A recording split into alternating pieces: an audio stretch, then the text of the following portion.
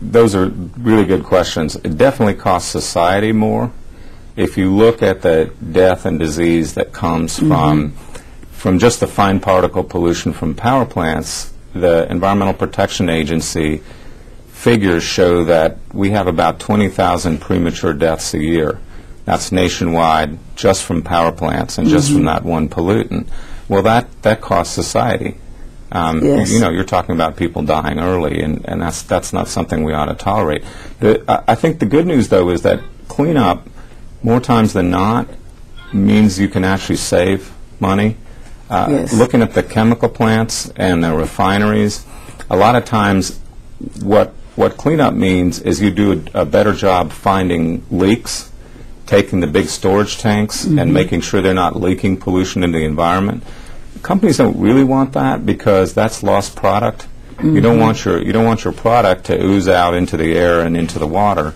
You want to keep it inside the tanks and inside the process. So you can save money by cleaning up. You can also put people to work in cleanup programs. So I really think in the end everybody wins, but it's sometimes tough to get the companies to see it that way. Yes.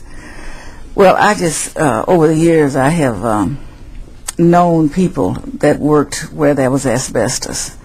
And it's almost a consequence of working with asbestos that you're going to get some kind of lung disease or lung cancer. And the companies have been very slow to clean that type of situation up. Now, they try to be very careful in schools where they have had old buildings where we were using a lot of asbestos, and they talk about the value of how it makes stay cool, and one of the best materials you can use for insulation. But if it's killing people, it might not be the best tool. Right. I mean, it's not something people should be putting on now, and generally I think the laws have made that hard to do. There is an argument in schools for maintaining it and not trying to rip too much of it out in a hurry, because then you can make the problem worse. But you talk about cost and expense. You raised that question earlier. What could be more expensive than the legacy of asbestos, where we had all those shipyard workers and all those construction workers exposed and literally get sick and die? What happened to the companies that made it? They went bankrupt. You know, they ended up getting sued for those health costs, and they went under. So if you don't take care of these problems, they can get so much worse. I've actually had a colleague to die in office here from having a history of working with the various pollutants. With asbestos? Yes. That's terrible. So we know it's real. It's like smoking. You know, if you smoke, it's going to be a consequence. Right. And that consequence is never anything to be complimentary of. Right. And that's the same way it is about clean air. Not to have clean air really make sure that there are consequences that we as human beings suffer. Absolutely. You know, smoking is a good comparison. Air pollution is about as bad as secondhand smoke. That's what the studies show, maybe even a little worse. The thing about smoking, though, is if you're, and I know it's difficult, but if you're a smoker, you can choose to quit. I mean, you can fight it and choose to quit. You can't choose not to breathe. I mean, you don't have a choice. I mean, the air is the air, and you're going to breathe. So when somebody else is putting something in the air that belongs to all of us that's poisonous, I think that's wrong, and that's what the laws are there to stop. Yes, I totally agree. What do we need in terms of regulations? Do we have adequate regulations in place? It's a moving target. I think generally the laws are pretty good. They're actually quite strong. They could be better enforced. I knew Lisa Jackson, the new EPA administrator, when I was at EPA. I think she'll do a great job. She understands that 100%. So I'm real optimistic there. But there are loopholes that need to be closed, and I think you've worked on some of that.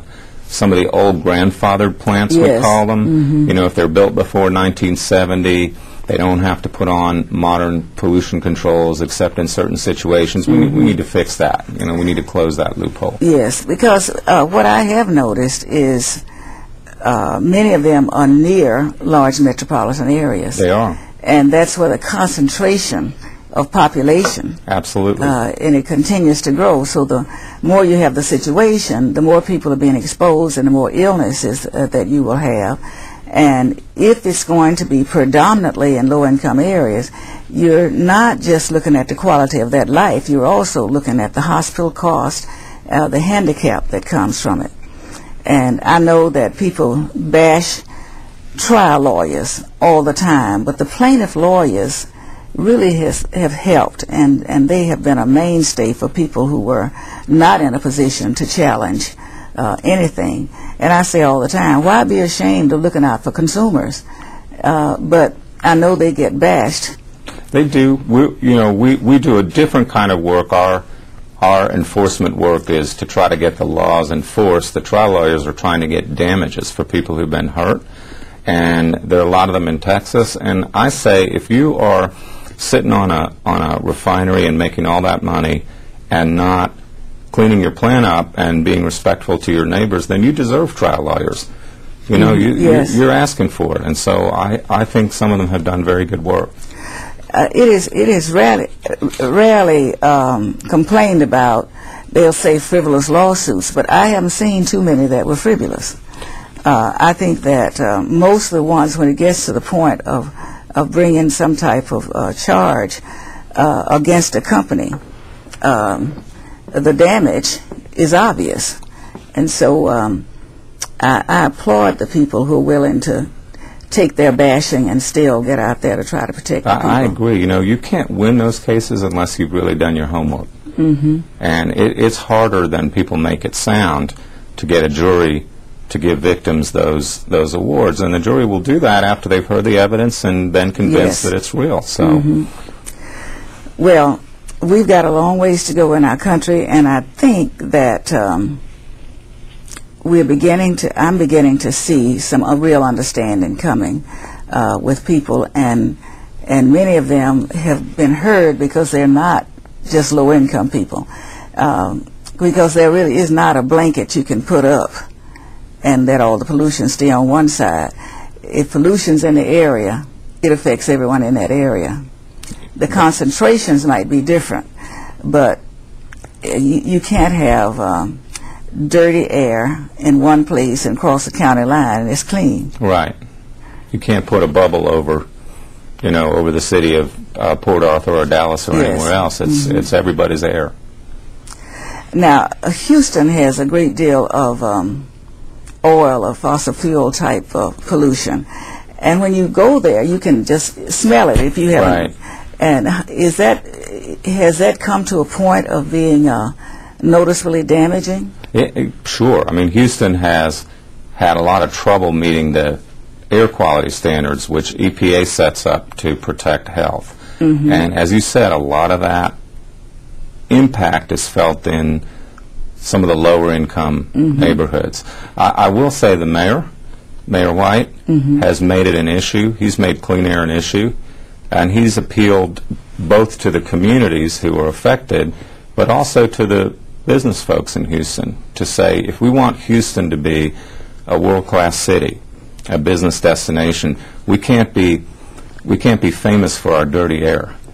You know, we need to be famous for other things. We want to lose that reputation. So I think it's starting to make a difference. That's great. It's really good to have a leader such as a mayor who will be brave enough to take on companies, talk with them, and try to plan with them to clean this up. I realize they can't clean it up overnight. Right, he does too, I'm sure.